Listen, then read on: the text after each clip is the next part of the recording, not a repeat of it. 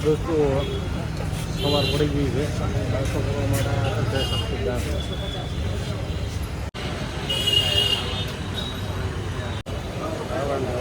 લાગે કે ન લાગે લાગે તો જમી જાય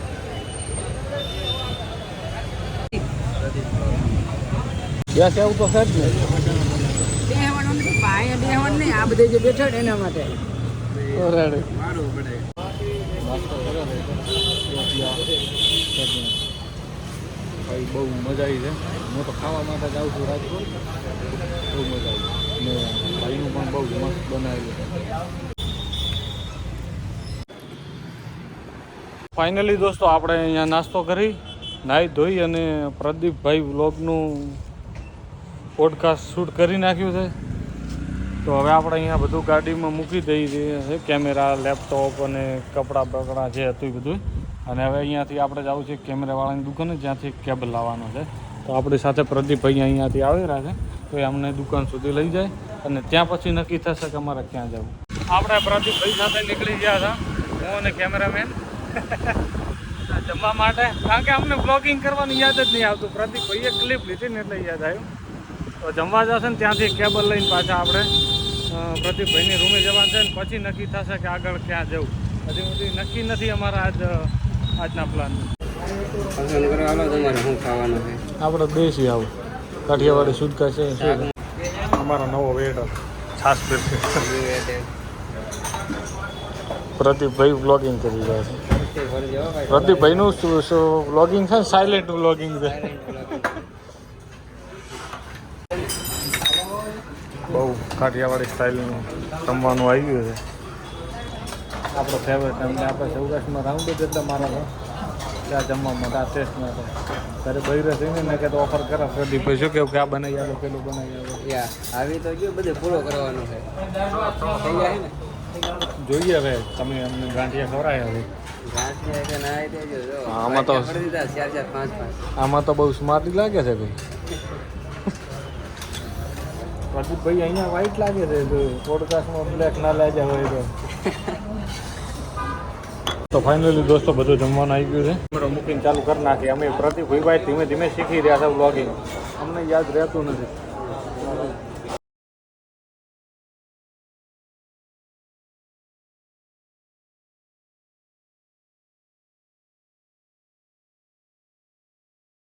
કેવું લાગ્યું જમવાનું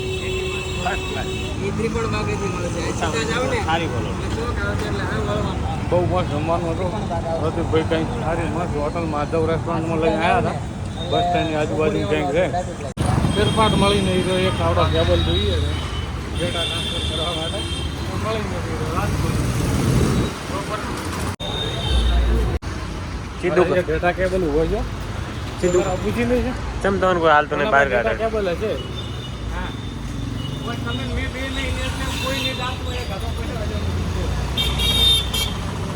તમારો નસીબ નથી કેમ પાસ આવે અમને જોડે કઈ છે જ નહીં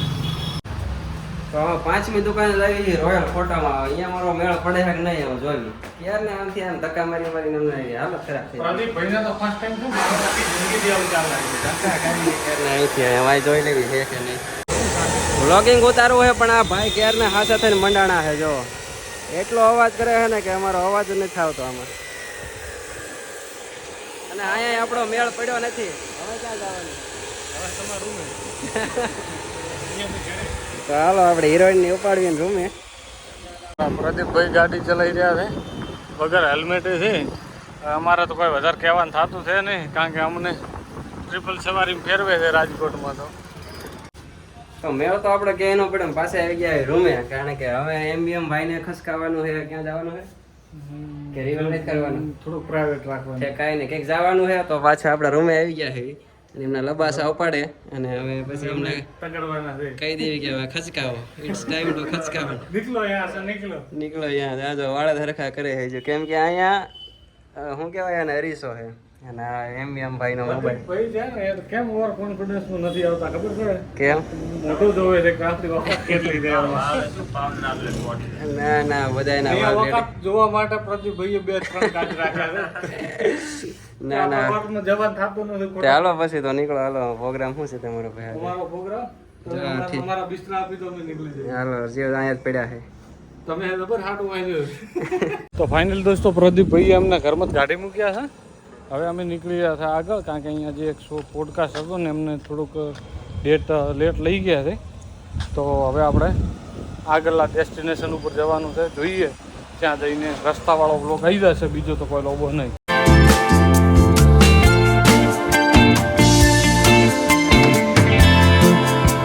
આપણે અહીંયા ગોંડલ હાઈવે ઉપર હતા તો વચ્ચે વીરપુર આવ્યું તો દર્શન કરતા જઈએ તો આપણે ગાડી ટર્ન લઈ લઈએ છે કારણ કે ડિસિઝન હંમેશા અમારું 5 મિનિટ લેટ જ હોય તો 5 મિનિટ અમે થોડાક અંદર જતા રહ્યા હતા હાઈવે બાજુ હવે અમે જઈએ છીએ વીરપુર ત્યાં ઘૂસી ગયા હતા તમે અમે બસ સ્ટેન્ડમાં ઘૂસી ગયા હતા વીરપુરના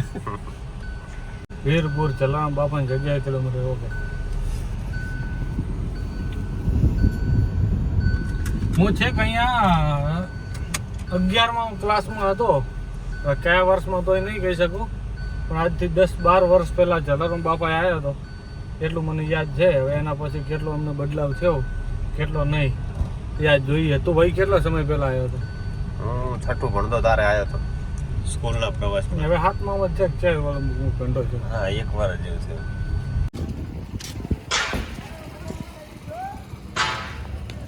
બરાબર ત્યાં બાજુ છે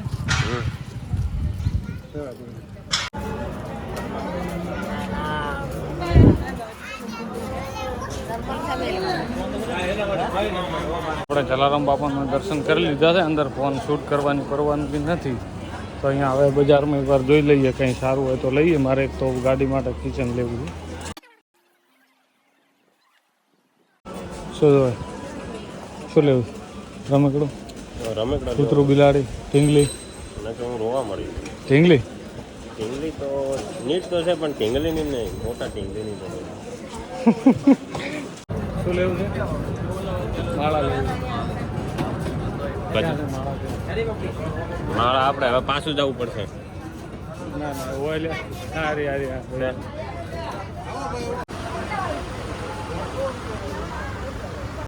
શિવજી માટે માળા લીધી છે આપણે પેલું હા જે તમને ઠીક લાગે થોડા ખરાબ છે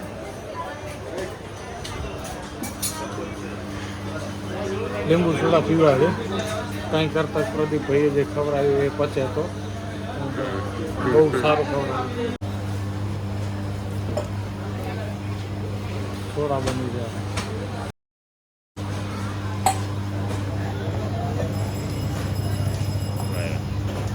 પ્રેમિયમ ભાઈ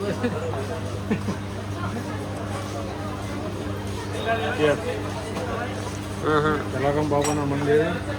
સોડાની પાસે કેવો ટેસ્ટ છે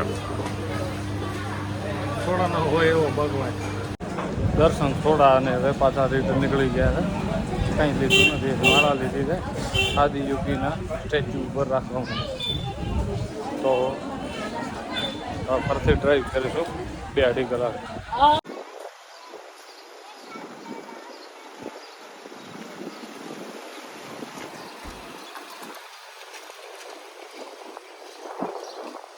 તો દોસ્તો આપણે જે માળા લાવી છે આપણે અહીંયા મૂર્તિ ઉપર ચડાવવાની છે અહીંયા રાખવાની છે તો બસ ભાઈ લોક જુનાગઢમાં વડાલથી ઉતરવાનો તો અમે ચડી ગયા બાયપાસ તો ભમોળીને ફેરથી 10 કિલોમીટર કેટલા હાથ ફર્યા છે 7 કિલોમીટર ફરીને એક શોર્ટકટ ગોચ્યો છે કોઈ ગામડામાંથી હવે પોકાડ હવે 12 કિલોમીટર બતાવે છે તો જઈ રહ્યા છે તો આ હવે બહુ ભયંકર રસ્તા છે ભાઈ બોર્ડે નહીં મારતા જુનાગઢ જવા માટે અહીંયા ઓટો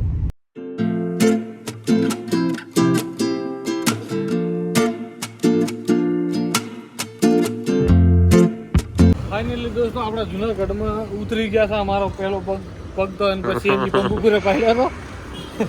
પણ જુનાગઢ પહોંચી ગયા હતા હવે સારી માપની રૂમ રાખી લઈએ અને પછી પાર્કિંગ કરીને થોડાક રિલેક્સ થઈને વિડીયો એડિટ કરવો છે અને સાંજે સેટ થાય ને તો કંઈક બગીચા ફરવા જશું કંઈક હોય તો મેપ જોઈ લઈશું શું કેવું, કેવી મજા આવી ડ્રાઇવિંગ? જોરદાર. ડ્રાઇવિંગ કેવું લાગ્યું તમને? થોડી બીક લાગી પણ આમાં મજા આવી. એવું એમ ને? વાંધો નહીં. તમને મજા આવી શારદા નરવા અહીંયા લાયા એ બદલ થેન્ક્સ કહી શકો છો. Thank you.